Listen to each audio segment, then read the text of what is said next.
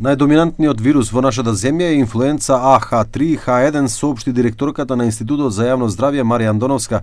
Таа исто така потврди дека Македонија над европскиот просек по бројот на случаи на хепатит Б, но додава дека моментално нема точни податоци за тоа колку лица се заразени. Според неа ризикот е овој вирус да се шири кај возрастните кои не се вакцинирани. Кај нас постои така наречен резидуален ризик од хепатит Б, особено кај невакцинираните возрастни групи, што ја засилува смислата на раното вакцинирање. Значи, точни ви се податоците, сега збројката во моментот ја немам, но ова што го кажувате е така. Што се однесува до вирусот кој се шири и кај децата, Андоновска рече дека ситуацијата е под контрола. Сепак се уште не е донесена одлука дали ќе се дадат препораки за продолжување на зимскиот распуст. Ги следиме работите, може би е рано сега да кажеме во моментов, дали ќе препорачаме нешто такво или не. Што е најважно, ситуацијата е под контрола и се следи. Пред 2 дена од детската клиника соопштија дека значително се зголемил бројот на деца кои во последните 3 недели бараат медицинска помош.